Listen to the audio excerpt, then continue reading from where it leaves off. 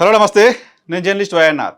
Journalist YNR కేంద్రంగా కొన్ని సర్వేలను మీ ముందుకు తీసుకొస్తున్నాను. ఈ సర్వేలను ముందుకు తీసుకొస్తున్న క్రమంలో సర్వేలు నేను చెప్తున్న సర్వేలు ఫేక్ అనో, నేను చెప్తున్న సర్వేలు నమ్మలేమనో, నమ్మే వాళ్ళు నమ్ముతున్నారు, నమ్మని వాళ్ళు నమ్మరు. అది ఎవరి ఇష్టం వాళ్ళది.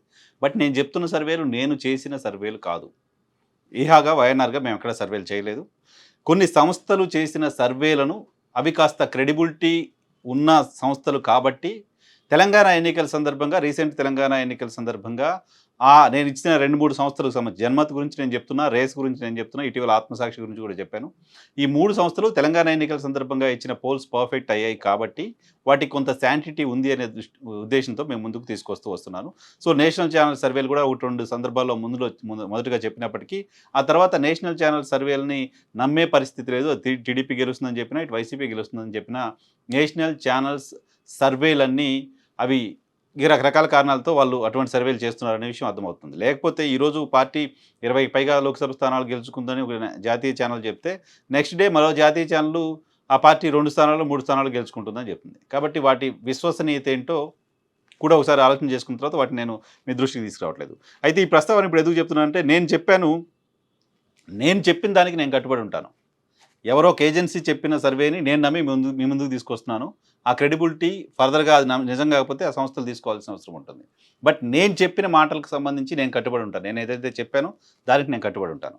ప్రశాంత్ కిషోర్ తెలుగుదేశం పార్టీ కోసం పనిచేస్తున్నాడు అంటూ దాదాపు నెల రోజుల క్రితం నేను ఒక వీడియో చేశాను. జర్నలిస్ట్ వైఎన్ఆర్లో వీడియో ఉంటుంది. ప్రశాంత్ కిషోర్ తెలుగుదేశం పార్టీ కోసం పనిచేస్తున్నారు అని. ఆయన 2 జ్యోతిష్యాలు చెప్పడానికంటే ముందు ఓ జ్యోతిష్యం చెప్పిన తర్వాత నేను సర్వే చెప్పాను. ఆ తర్వాత మళ్ళీ ఆయన ఇంకో జ్యోతిష్యం చెప్పి జగన్మోహన్ రెడ్డి ఓడిపోతున్నారు అని చెప్పారు. బట్ ఆయన ఆ మాట చెప్పడానికంటే ముందే ఆయన తెలుగుదేశం పార్టీ కోసం పనిచేస్తున్నారని చెప్పారు. ఇది నేను చెప్పింది జ్యోతిష్యం కాదు. నాకున్న సమాచారం మేరకు, నా దగ్గర ఉన్న సమాచారం మేరకు ఆయన హైదరాబాద్ కేంద్రంగా కొంతమందిని టీం పెట్టుకుని ఆ టీంతో తెలుగుదేశం పార్టీకి అనుకూలంగా క్యాంపెయిన్ చేయిస్తున్నారు. తెలుగుదేశం పార్టీ కోసం స్ట్రాటజీ చేస్తున్నారు. ఆ టీంకి ఆయన డైరెక్షన్స్ ఇస్తున్నారు అనేది ఖచ్చితమైన సమాచారంతో నేను టీడీపీ కోసం ప్రశాంత్ కిషోర్ పనిచేస్తున్నారు అని చెప్పాను. ఈరోజు మమతా బెనర్జీ గారు ఆ విషయాన్ని కన్ఫర్మ్ చేశారు. మమతా బెనర్జీ కోసం గడిచిన అసెంబ్లీ ఎన్నికల సందర్భంగా ప్రశాంత్ కిషోర్ పనిచేశారు. ప్రశాంత్ కిషోర్ అక్కడ భారతీయ జనతా పార్టీకి వ్యతిరేకంగా మమతా బెనర్జీ విజయం కోసం పనిచేశారు. మమతా బెనర్జీ విజయం సాధించారు అక్కడ.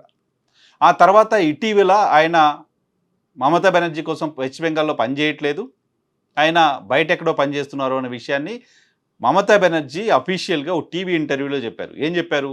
ప్రశాంత్ కిషోర్ ప్రస్తుతం బెంగాల్లో మా పార్టీ కోసం పనిచేయట్లేదు.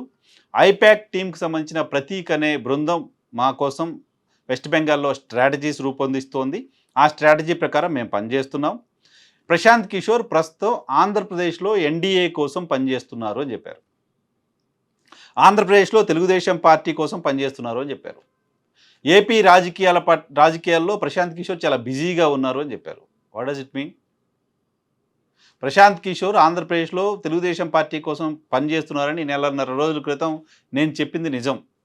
దానికి ఎండార్స్ చేస్తోంది మమతా బెనర్జీ గారు. సో ఇక్కడ ఆంధ్రప్రదేశ్లో పని చేయట్లేదు, నేను ఊరికే వచ్చి వెళ్ళి కలిశాను చంద్రబాబు నాయుడు గారిని, మర్యాదపూర్వకంగా కలిశాను, ఏమీ లేదు ఆయన చెప్పుండొచ్చు. బట్ ఆయన పని చేస్తున్నారు అనేది నిజం. ఇది అందరికీ తెలిసిన నిజం. తెలుగుదేశం పార్టీ ప్రశాంత్ కిషోర్ దాస్తున్న నిజం.